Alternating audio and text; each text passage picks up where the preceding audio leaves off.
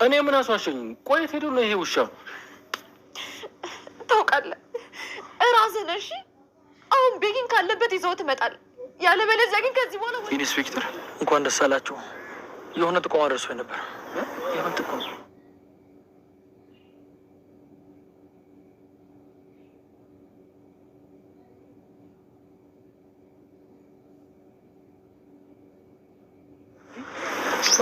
ወንድሜ አታስቢ ነበር ያመጣል አይደለም። ሊሊና ባቡሬ ተሞሸሩ። እንዲሁም ቀጣይ ደግሞ ብዙ ሰርግ የምንበላ ይመስለኛል። የሮሚና የአሹም አሉ። እንዲሁም ደግሞ አደይ ቀጣይ የምትቀጥለው አደይ ትመስለኛለች። ምክንያቱም ዴቭ እንግዲህ ለአደይ የሚከፈለውን መስዋዕት ሁሉ ከፍሎ እንግዲህ አደይን ጠቅልሏታል። ምክንያቱም አሁን ላይ የነሱም ሰርግ የደረሰ ይመስላል። እንዲሁም ደግሞ አሹና ሮሚም የነሱም እንትን ይለኛል። እንዲሁም ደግሞ ዶክተሩና ሩታዬ እውነት ለመናገር ፍቅር ይዟት በጣም እየተሰቃየች ነው።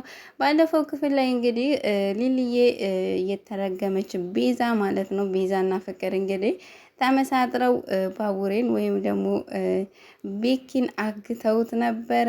ሊልዬም ከዚህ በፊት ኤላ ሳታስበው ጥሏት ሄዶ ተሰብራ ስለነበረ በፍቅር ተጎድታ ከቤኪ ጋር ራሱ በግድ ነበር የሆነችው እና አሁን ላይ ደግሞ ቤኪ እንደዚህ ሲያደርጋት ኤላ ራሱ ቀለበት አድርጎላት ስለሄደ ልክ እንደዛ መስሏት ለአደይ ይኸውልሽ ቀለበት እኮ አድርጎልኛል እንጋባለን ብሎ ነበር እኮ እያለች እንግዲህ እንደብድ ነበር ያደረጋት። የዴቭ አክስት ራሱ እዛ ነበረች እና እንዲሁም ደግሞ እጅ ሾካ ቤዛ ማለት ነው። እውነት ለመናገር ቤዛ ምንም አደይን ራሱ ልትለቃት አልቻለችም። ሁሉም ላይ ተንኮል ከመስራት ምንም ልትማር አልቻለችም። እስር ቤት ገብታለች፣ ብዙ ነገር ሆናለች። ግን ከክፋትና ከተንኮሏ ደግሞ ቤዛ ምንም ልትማር አልቻለችም። ፍቅርም እንደዛው እናቷ ፊት ጥሩ እየተጫወተች ጓደኞቿን አብሯት ላሉ ሰዎች ራሱ መጥፎ ነገር ከማሰብ ወደ ኋላ አላለችም። አሁን ላይ እንግዲህ ዴቭንና አደይን ለመለያየት ቤዛን የታመመች አስመስላ እነሱ ቤት አስገብታ እንግዲህ አሁን ደግሞ ባቡሬ ወይም ደግሞ ሊልዬ ደስ እንደይላት ወይም ደግሞ እንዳታገባ እንግዲህ ባቡሬን አሳግተውት ነበረ።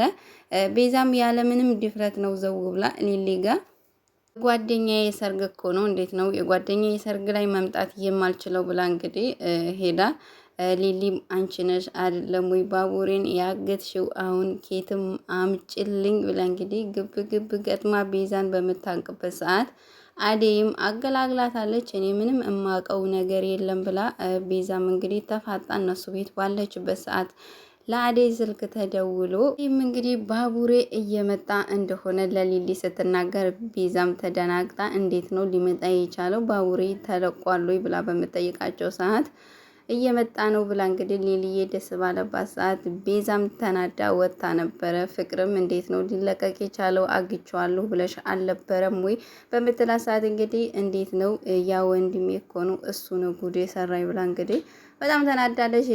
ፍቅርም እንግዲህ እንዳይጠረጥሩኝ እዚህ ጋር ከአንቺ ጋር በቆየው ሰዓት ይጠረጥሩኛል፣ ስለዚህ ወደ ውስጥ መግባት አለብኝ ብላ ትገባለች። ወደ ነቤኪ እና ደግሞ የቤዛ ወንድም ስንመለስ ቤኪም እንግዲህ እናትህ እኮ በጣም ጥሩ ነች ሊልዬ፣ ስለ እናትህ ጥሩ ነገር አውርታ አጨርስም። ስለዚህ እንዴት ነው እናንተ እንደዚህ መጥፎ ነገር የምትሰሩት? እናታችሁ ብትኖርና ይሄን ስራችሁን ብታይላችሁ ደስ የሚላት ይመስላችኋል? በእናትህ አጥንት ይሁንብህ ዛሬ ተዚህ መውጣት አለብኝ፣ ምክንያቱም ሊሊ ጋር መሄድ አለብኝ። ስለዚህ እባክህ ፍታኝ፣ የምትፈልገውን ነገር ከዚህ ከወጣሁ አደርግልሃለሁ ብሎ እንግዲህ የቤዛን ወንድም ቤኪ በሚጠይቀው ሰዓት ቤኪም እንግዲህ በጣም እናቱን በጣም ነው የሚወዳት። በእናቱ ስም ስለተጠየቀ አዝኖ እሺ በቃ ብሎ እንግዲህ ፈቶ ለቆት ባቡሬም ሰርጌ ላይ እንዳትቀር ለሰርጌ ጠርቼሃለሁ ና ብሎት እንግዲህ አመሰግናለሁ ብሎት ጥሎት ወጥቷል።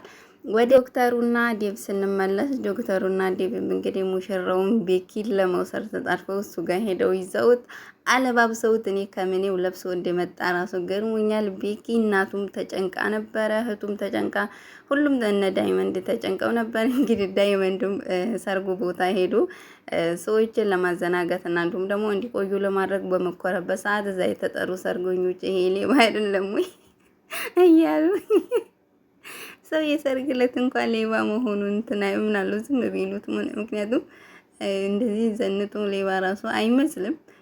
የእህቴልን ራሱ እኮ ስልኳን በልቶታል እያሉ እንግዲህ እዛ እየተሾካሸኩ ነበር። የዘን ሰዓት እንደዛ ሲሉት ነው ለመናገር በጣም ነው የሳቅኩትኝና በዚህ መልኩ እንግዲህ ቤኪም ገብቷል ሊሊዬ ጋር። ሊሊዬንም ወስዷት እንግዲህ ወደ ሰርግ የተዘጋጀበት ቦታ ሄደው እንግዲህ እዛ ባሉበት ሰዓት ወይዘሮ ቤዛም እንግዲህ እዛ ተገኝታለች። ያው ሰርጉ ላይ መቅረት የለብኝም ለአሁን አምጠሽኛል፣ ግን ደግሞ ሌሊ ጠብቂ እኔን እንደዚህ ያሰቃይተሽኝ አንቺ ደስተኛ አትሆኝም እያለች እንግዲህ ወይዘሮ ቤዛ እየፎከረች ትገኛለች። ምክንያቱም ቤዛ ሁሉም ሰው የሚበልጣትና የበታች